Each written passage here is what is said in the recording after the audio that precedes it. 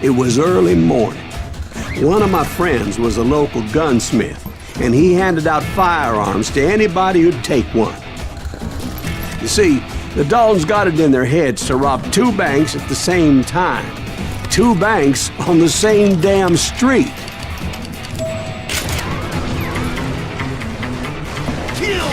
Story was Bob Dalton's girl was always writing him about how he had no ambition. Oh, you're nobody next to Jesse James, she'd say. Finally, the bastard took his brothers to Coffeyville just to shut her up. Right. It's always the woman's fault. Well, the locals recognized the Daltons right off. Before they could get away, half the town took up arms to defend their property. Their first mistake was pulling a job in their own damn hometown. The boys grew up in Coffeyville, so everybody knew them. The bank teller tricked them, telling them the time lock on the safe wouldn't open till 9:30.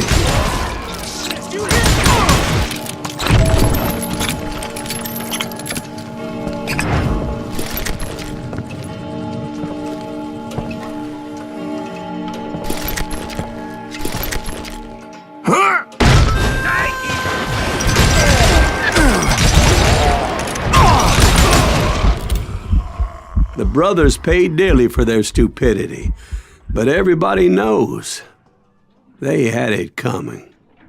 There's more to it than that. I read all about that day, so I know for a fact that it went down very differently.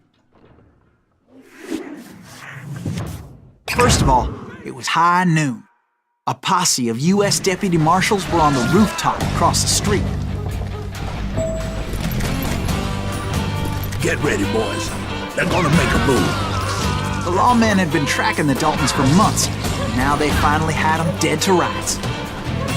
But those boys had a reputation as stone-cold killers. The marshals took every precaution, knowing they wouldn't go easy.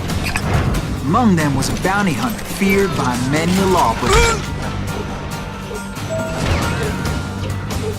This man had no intention of letting the Daltons slip away.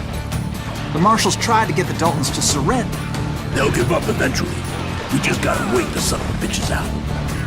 But this bounty hunter knew that the brothers were far too proud to ever lay down their guns.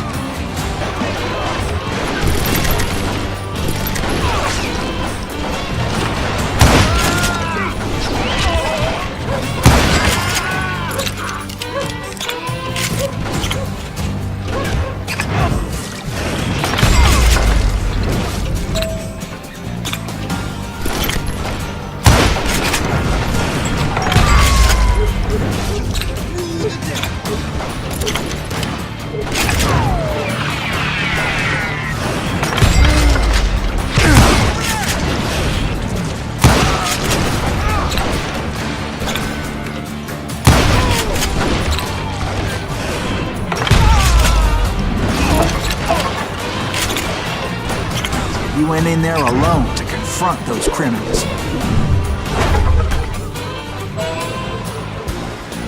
One of the marshals shouted, "Where are you going? Are you crazy?" Hey, where do you think you're going, dumbass? That rifle's mine. But he paid him no mind.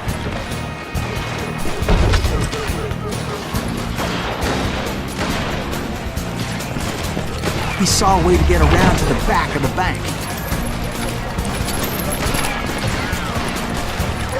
Then he figured out how to hit the Daltons from a direction they weren't expecting.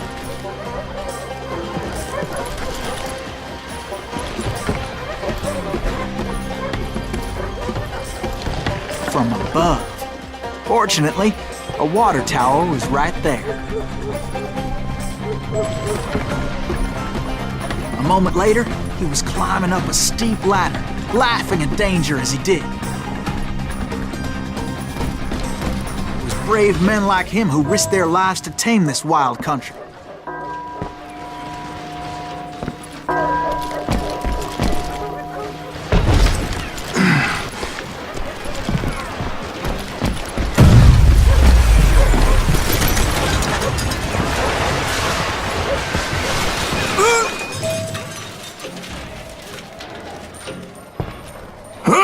We company!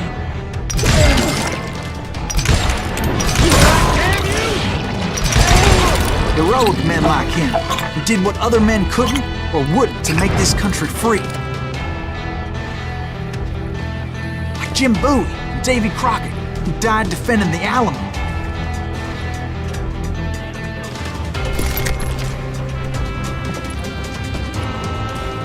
Is that Silas Greaves? Son of a bitch!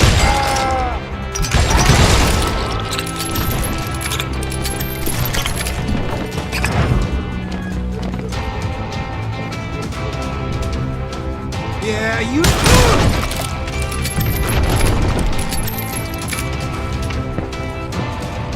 I ain't backing down.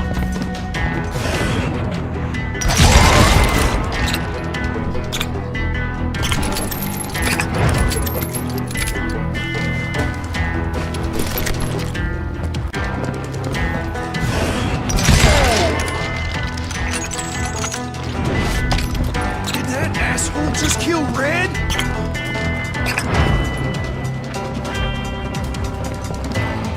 That's right. Run!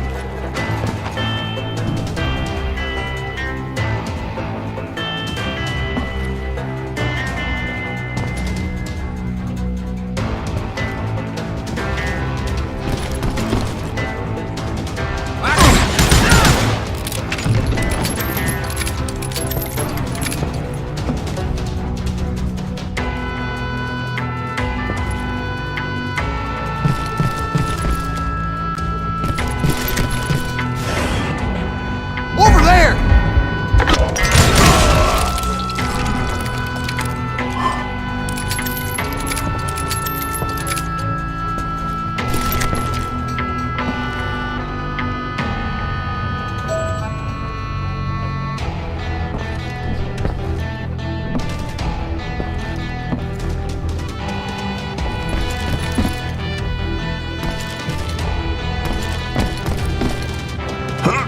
That's Silas Greaves! What the hell? Blam! Blam!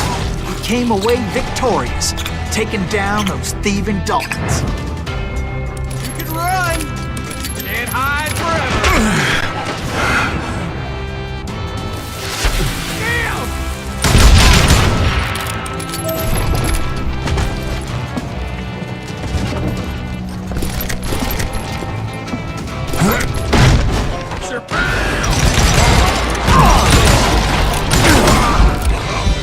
His name was Silas Greaves, and when the dust finally settled, he was the last man standing.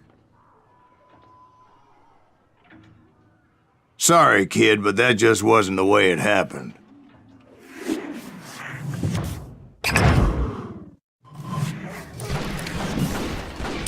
It was early evening, not high noon.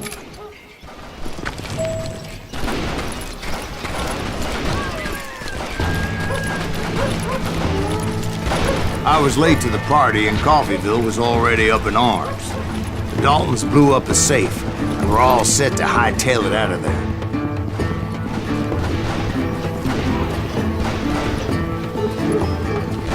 I'm ending you! Those pathetic deputies surrounding the bank were dropping like flies.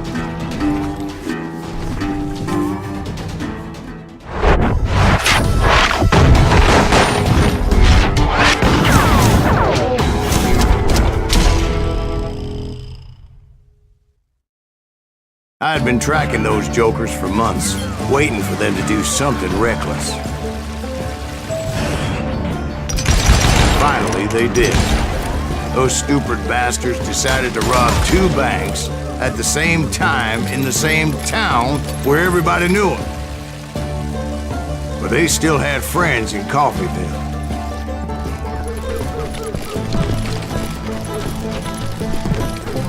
Shoot, I dare you!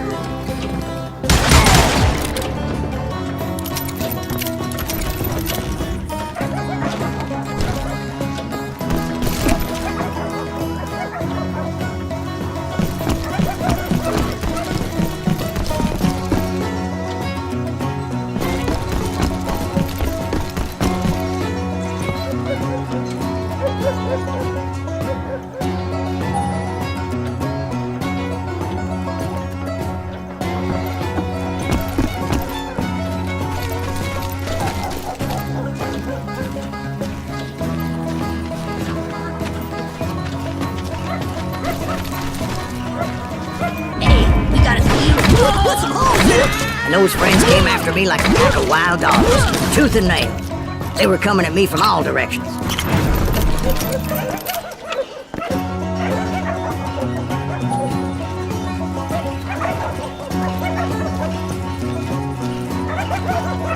I caught sight of the Daltons running with the money and didn't want to lose them.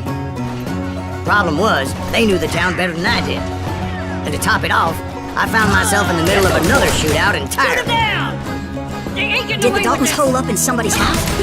No, it was the Smiths, I believe. They were cousins of the Daltons.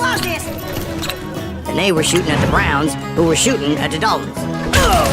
Which wasn't any surprise, because those two families have been feuding forever. And since the Joneses are related to the Browns, they shot at the Smiths. Pissing off the Heimhoffers, whose daughter recently married a Smith. Well, bullets were flying every which way as all the old feuds in Kansas caught fire all at once. There was a hell of a lot of pissed off people in Coffeyville that day. But that's just the way life is sometimes. Shit happens.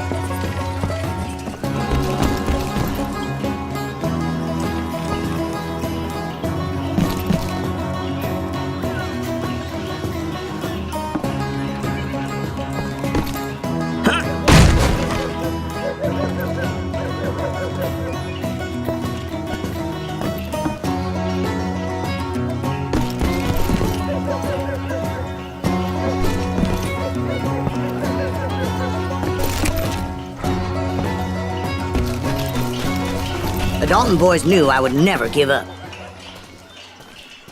Those Daltons weren't the sharpest knives in the drawer, but they always stood together. They set a trap to slow me down and allow at least two of them to escape. The third brother stayed behind to plant me, just in case that trap of theirs didn't work.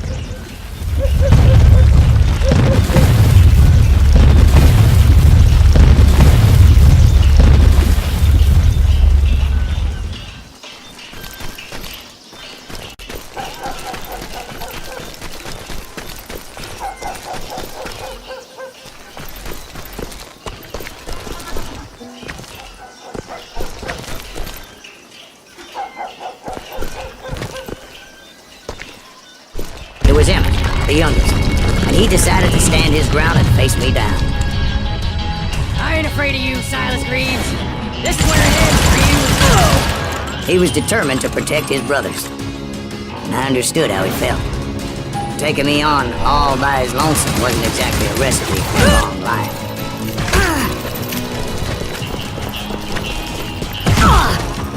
You ain't getting by me, Greaves.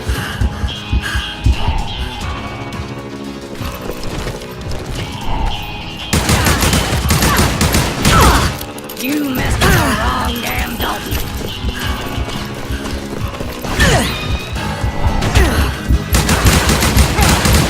I'm gonna send you to the bonus. Why can't you try already?